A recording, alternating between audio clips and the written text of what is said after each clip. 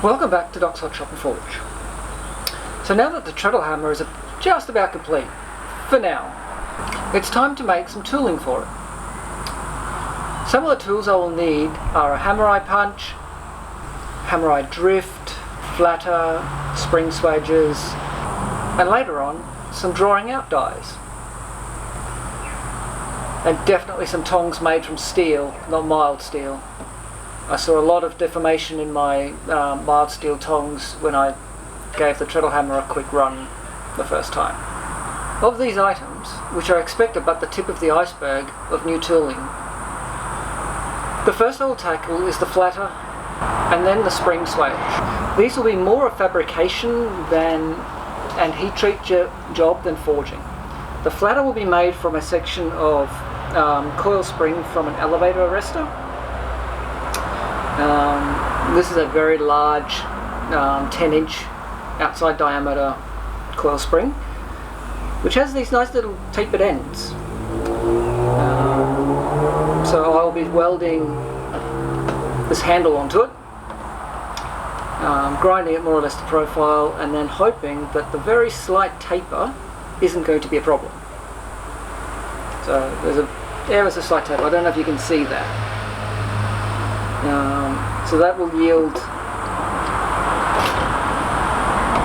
a flatter that's about 55mm by 30mm. For the spring swage, I'll be using this piece of 32mm hex 4140, and this piece is 35mm long. I will need to machine the end square, and then I will be drilling a 13.5mm hole through it, and then I'll be slitting it on the point of the hexagon to yield the two halves. I'll then weld some 25mm by 5mm mild steel flat stock to form the spring, which will also double as the handle. So it'll be welded like that, so that the handle goes off this way.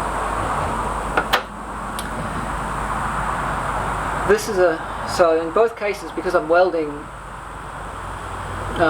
medium to high carbon steel to mild steel, they'll both be heat treated post weld and then re-quenched and tempered.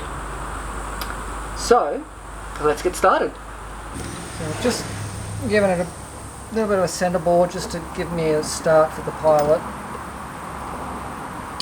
But first, before I drill that,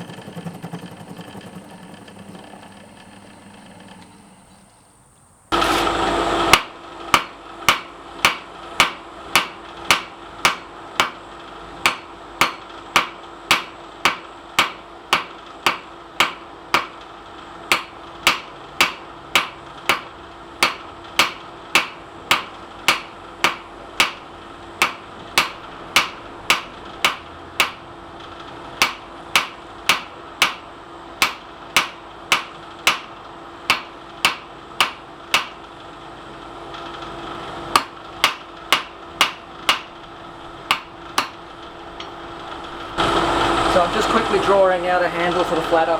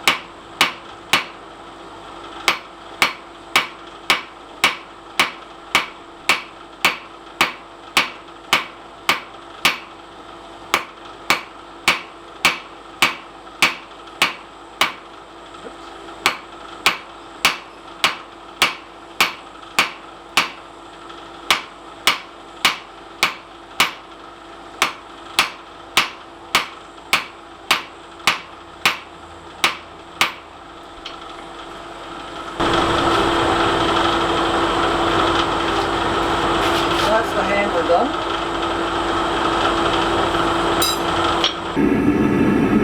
So we've just preheated the oil. Now we're going to heat treat the flatter. Alright.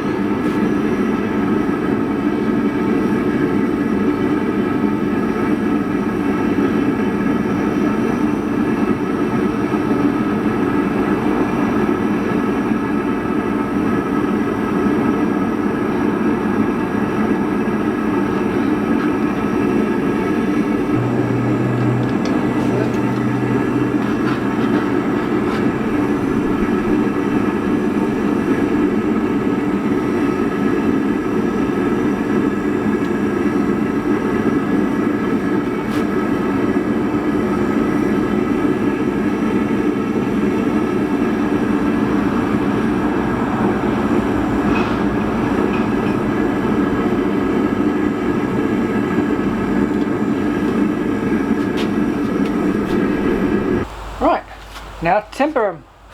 The swage and the flatter were both tempered at 220 degrees Celsius for an hour. Further, as can be seen by the temper colours on the flatter face, the handle flatter junction was further stress relieved to prevent or to reduce risk of failure at this point.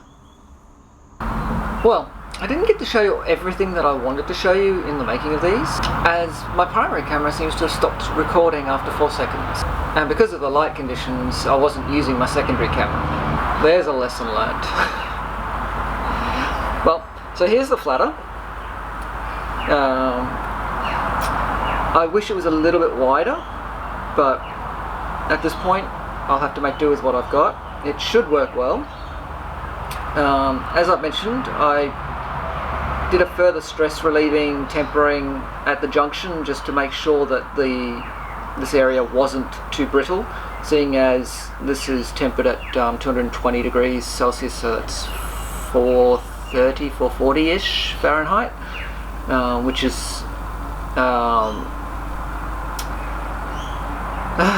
straw.